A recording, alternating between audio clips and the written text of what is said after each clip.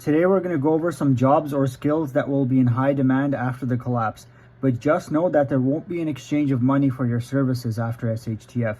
The main form of payment will be goods and services, or what we call bartering. So people will give you some sort of food, supplies, or services in return for your work.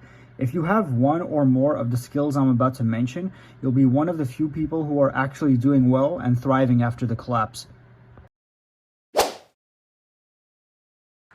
First up is blacksmithing. The ability to reshape metal is important.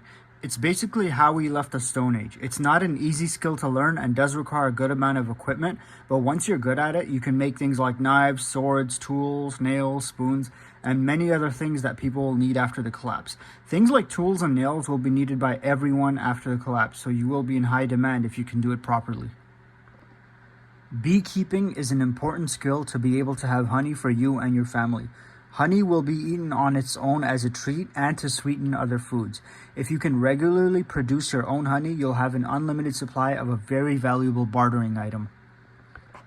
Butchering is something that the average person isn't good at and most people don't have the stomach for. So after the collapse, lots of people who are new to hunting will be able to take small game with slingshots or any other long-range weapons they have, but they may not know how to process it. So they'll take it to someone who can do it properly and make the most of the animal that you brought them. Candle making. This was something that a lot of people used to do back in the day, but most people have no idea how to do it now. If you are someone who can make candles, there will be people who will need your service.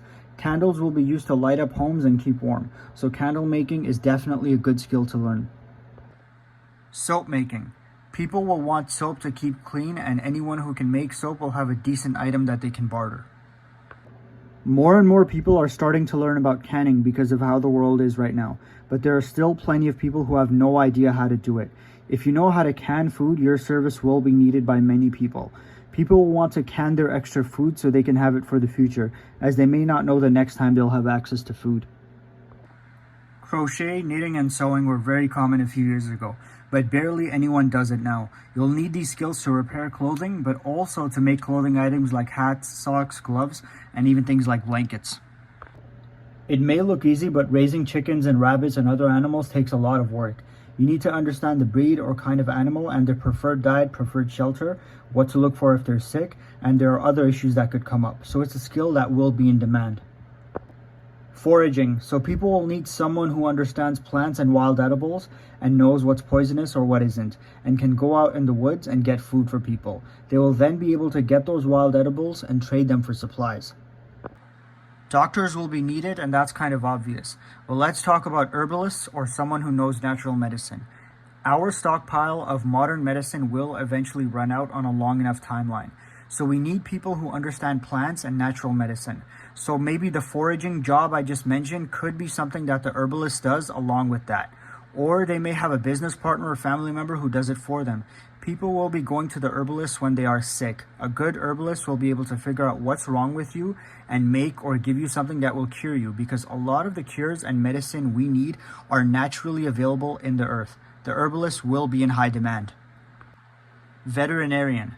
Animals and pets will get sick and injured, and they will need someone who can help out and cure them, because pets are sometimes just as important to people as a child would be. So a veterinarian will be one of the top jobs after the collapse. Carpenters, brickworkers, and skilled tradespeople of all kinds will be needed to build and repair homes, structures, and roads. They are in high demand now, and they will continue to be after SHTF. Couriers or messengers will be needed. People will still need to get items and letters delivered to group members, family, and friends. People may or may not be able to get around on their own. They could be sick, they could be very weak or old, and it may simply be too dangerous to leave the house because of increased crime or some sort of disease going around. There are many reasons why people may not feel safe to go outside. The other issue is that they may not have a method of transportation.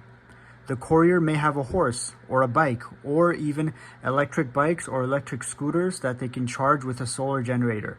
Someone who is willing to take the risk of going out and get products or letters from point A to point B will be very valuable to almost everyone. Security or bodyguards. The post-apocalyptic world will be dangerous, and if you are someone who can provide people safety and security, you will be in really high demand. What are some other jobs or services that will be in high demand after the collapse? Let me know in the comments, and don't forget to like and subscribe. Alright guys, that's it for today's video. Thanks for watching, and don't forget to check out all my other social media.